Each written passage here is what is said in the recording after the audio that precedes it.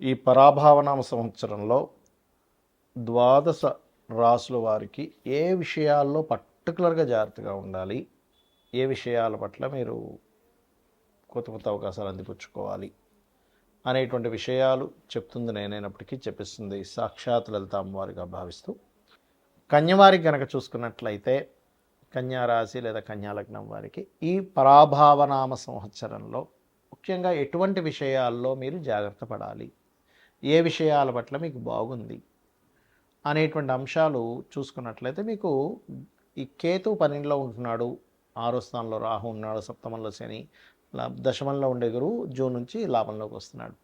కాబట్టి ఈ యొక్క విషయాలు చెప్తుంది నేనైనప్పటికీ చెప్పిస్తుంది సాక్షాత్ లలిత అమ్మవారిగా భావిస్తూ, ఆ లలితాంబిక అమ్మవారి యొక్క అనుగ్రహం పరిపూర్ణంగా కలగాలని మనస్ఫూర్తిగా కోరుకుంటూ, ఇక్కడ లగ్నం నుంచి ఎప్పుడైతే 12లో కేతు ఉన్నాడో మీరు తీసుకోవాల్సిన ప్రధానమైన జాగ్రత్త ఏమిటంటే, ఎవరికైనా ఇన్వెస్ట్మెంట్ చేస్తున్నాం లేదా మీకు మీరుగా ఏదైనా ఇన్వెస్ట్మెంట్ చేస్తున్నారు, మంగళ ఆదివారాలు అవాయిడ్ చేయండి. ముఖ్యంగా నవంబర్ వరకు ఫైనాన్షియల్గా మంచి గ్రోత్ ఉంటుంది, వ్యాపారపరంగా కూడా లాభాలు ఉంటాయి. కాకపోతే ఇక్కడ పంచమ స్థానంలో పంచమాధిపతి అయినటువంటి శని సప్తమంలో ఉన్నందుకు ఇష్టపడిన వారిని వివాహం చేసుకోవాలనే ప్రయత్నం కొంత స్ట్రెస్ఫుల్గా ఉన్నప్పటికీ అది సక్సెస్ కూడా అవుతుంది. శత్రువుపై కూడా జయం ఉంటుంది మీకు 6వ స్థానంలో గురువు ఉన్నందుకు.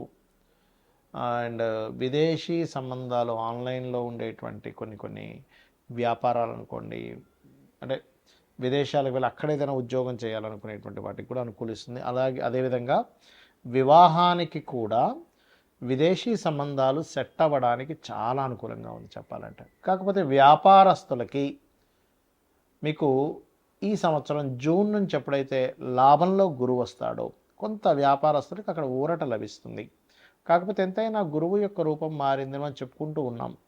కాబట్టి ఈ గురువు యొక్క స్వరూపం ఎప్పుడైతే మారిందో ఇది ఇచ్చేటువంటి రిజల్ట్ ఏమిటి అంటే, కాస్త జూపిటర్ 11th హౌస్లో ఉన్నందుకు కొద్దిగా మీకు దాని ప్రభావం అనేటువంటిది కొంచెం డిఫరెంట్గా పడుతూ ఉంటుంది. అంటే ఏమిటి, లాభాలు వస్తున్నట్టే వస్తాయి కానీ దాంట్లో కొంత పార్ట్నర్స్తో తెలియని చిన్న చిన్న డిస్ప్యూట్స్ రావడం ఇటువంటివి కూడా కలుగుతూ ఉంటాయి. కొంచెం జీవిత భాగస్వామి యొక్క హెల్త్ విషయం పట్ల కూడా మీరు జాగ్రత్తగా ఉండాలి. సప్తమంలో శని ఉన్నందుకు కొంచెం అంటే ఒక్కోసారి కాళ్ళ నొప్పులే చాలా కాలం ఉండడం, ఏదో నరాలు లాగుతున్నట్టుగా ఇట్లాంటివి కూడా ఇస్తూ ఉంటుంది. అయితే మీరు ఎటువంటి ఇన్వెస్ట్మెంట్ చేయాల్సి వచ్చినా కూడా, ఎందుకంటే కొంతమందికి షాపులు ఉంటాయి, వాళ్ళు రోజు ఇన్వెస్ట్మెంట్ చేయాలి, కుదరదు ఇన్వెస్ట్మెంట్ చేయకుండా ఉంటానంటే, గణపతిని తలుచుకొని ఇన్వెస్ట్మెంట్ చేయండి. మీరు నిత్యము కూడా వెంకటేశ్వర స్వామి యొక్క ఆరాధన చేయండి. ఇంకా మీరు చాలా ఎక్కువ ఖర్చులు అయిపోతున్నాయంటే కనుక ఉలవలు ఎక్కువగా దానంగా ఇస్తూ ఉండండి, ఖచ్చితంగా మీకు బాగుంటుంది.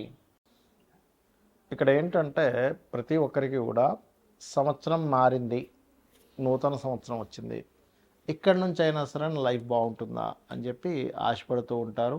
మనిషి అభివృద్ధి అవ్వడానికి పడేటువంటి ఆశ ఎప్పుడు కూడా తప్పు కాదు. అయితే ఇక్కడ మీరు అర్థం చేసుకోవాల్సింది ఏంటంటే, ఎంతసేపు కూడా ఏలినాటి శని, సర్పదోషం ఉంది, ఇవి ఒకటే కాదు, మీ పర్సనల్ చార్ట్లో గ్రహాలు ఏ రకంగా ఉన్నాయి అంటే, లగ్నం ఎలా ఉంది, లగ్నాన్ని బట్టి మీ ఎదుగుదల చెప్తుంది.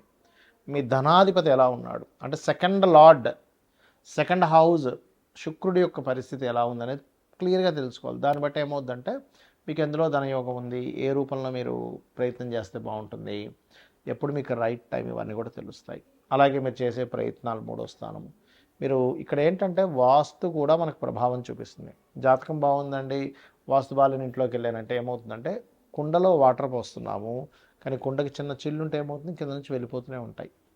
అలాగే వాస్తు బాగోనప్పుడు ఏమవుతుందంటే, మీరు ఆ ఇంట్లో ఉన్నప్పుడు మీకు ఇబ్బంది కలుగుతూ ఉంటుంది. ఇక్కడ ఏంటి, మీరు ఏ డైరెక్షన్లో ఉండే ఇల్లు తీసుకోవాలి, ఎప్పుడు మీరు ప్రాపర్టీ తీసుకొని బాగుంటుంది, అసలు మీ పేరు మీద తీసుకోవచ్చా తీసుకోకూడదా, ఇవన్నీ తెలుసుకోవాలి ఇంట్లో. దాంతోపాటు ఇంట్లో ఏదైనా బాత్రూమ్స్ కొంతమందికి తెలియక ఫైనాన్షియల్గా ఎందుకు ఇబ్బంది వస్తుందంటే, ఉత్తరంలో బాత్రూమ్లు ఉంటాయి, ఉత్తరంలో డార్క్ కలర్స్ ఉంటాయి, అంటే మనకి yellow, cream, red colours, pink colours ఇట్లాంటి ఉత్తరంలో ఉంటే అవాయిడ్ చేసేసి కంప్లీట్ వైట్ కలర్ ఉండేలా చూసుకోండి, ఖచ్చితంగా బాగుంటుంది.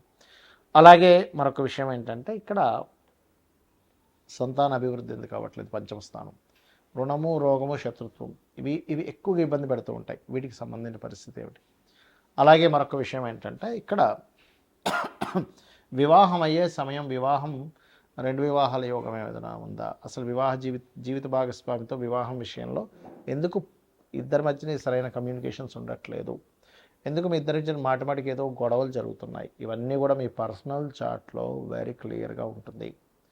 కాబట్టి ఈ యొక్క అంశాలలో మీరు కనుక ప్రయత్నం చేసినట్లయితే దాన్ని తెలుసుకొని ఖచ్చితంగా సక్సెస్ ఉంటుంది. అదేవిధంగా వివాహం తర్వాత ఉదాహరణకి వివాహం ఈ సంవత్సరం లేదు అనుకున్నప్పుడు ఆ టైం వేస్ట్ అవుతుంది. ఏ సంవత్సరం ఉందో ఆ సంవత్సరం చేసుకోండి. అలాగే విదేశాలకు వెళ్ళే యోగం ఉందా లేదా, అసలు మీకు జాబ్ సంబంధించిన విషయంలో ఎందుకు ఇబ్బంది అవుతుంది, కెరీర్లో ఎందుకు సెటిల్ లేకపోతున్నారంటే ఒక్కోసారి కొంతమందికి బిజినెస్ యోగం ఉంటుంది, అప్పుడు సెటిల్ అవ్వలేరు, అలా ఉంటుందన్నమాట. అయితే ఇక్కడ మరొక విషయం ఏంటంటే ఈ సంవత్సరం ప్రధానంగా మీరు ఈ ఆదాయము వ్యయము రాజపూజ్యం అవమానాలు వీటికంటే కూడా ఒకటే గుర్తుపెట్టుకోండి, మీకు ఆదాయం బాగా రావాలి. ఓం సంపత్కరీ సమారూఢ సింధుర వ్రజ సేవితాయ నమః అని మంత్రం చేసుకోండి. అప్పులు ఎక్కువగా ఉన్నాయి, ఓం అపర్ణాయ నమః అని మంత్రం చేసుకోండి. బిజినెస్లో ఇంప్రూవ్మెంట్స్ రావాలి, ఓం ఇంద్రగోప పరిక్షిప్త స్మరతూనా భజంగికాయ నమః. అయితే ప్రతిదీ కూడా 45 మినిట్స్ చేయండి. చాలామంది ఏం చేస్తారంటే 5 నిమిషాలు చేశానండి నాకు రిజల్ట్ రాలేదంటారు. చిన్న ఎగ్జాంపుల్ చెప్తాను. అన్నం పొయ్యి మీద కుక్కర్ పెడతాం, 20 మినిట్స్ పడుతుంది కరెక్ట్గా మీకు అది ఉడకడానికి. 5 నిమిషాల్లో నాకు ఉడకాలంటే ఉడకదు. అలాగే ప్రతిదానికి కూడా ఒక ఎనర్జీ ఫామ్ అవ్వడానికి ఒక సమయం పడుతుంది. అలా మీరు ఒక 45 నిమిషాలు కనుక చేయగలిగితే ఖచ్చితంగా దాని ప్రభావం అనేటువంటిది ఉంటుంది మీ మీద. అదేవిధంగా ఈ సంవత్సరం మనకి నవనాయకుల్లో తీసుకుంటే కూడా రాజు, మంత్రి, సేనాధిపతి, అర్ఘ్యాధిపతి ఇలా వీళ్ళు ఒక్కొక్కరు ఒక్కో దానికి అయినందుకు గురువు రాజయ్యాడు. జూపిటర్ యొక్క పరిస్థితి బాగోలేదు. నేను గతంలో చాలా రోజుల క్రితం చెప్పాను, 2-3 నెలల క్రితం కూడా చెప్పాను, గురు రాశిలో శని ఉన్నాడని. దీనివల్ల అనేకమైనటువంటి జన నష్టం ఉంది. కాబట్టి విదేశాల్లో ఉండేటువంటి వారు మరింత జాగ్రత్తగా ఉండాలి. అది యుద్ధాల వల్ల అనుకోండి, కొన్ని రోగాల వల్ల అనుకోండి, విశేషమైనటువంటి జన నష్టం జరగనుంది, గుర్తుపెట్టుకోండి. ఇది ఆల్రెడీ మనం మనకి ఎప్పుడు డిసెంబర్, ఫిబ్రవరి టైంలో కూడా మనం చెప్పాము.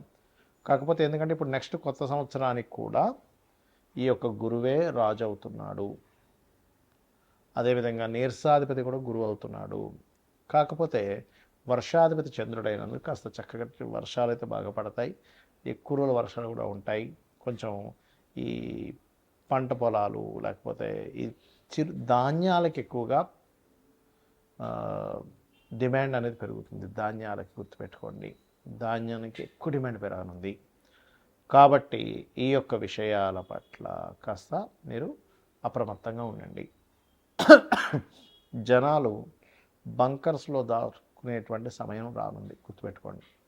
కాబట్టి ఈ విషయంలో జాగ్రత్తగా ఉండండి. ఇక మరొక విషయం ఏంటంటే మీరు జాతకమే తెలియదు అప్పుడు ఏం చేయాలి, సింపుల్గా రోజు లలితా సహస్రనామాలు చేసుకోండి డైలీ, ఖచ్చితంగా బాగుంటుంది.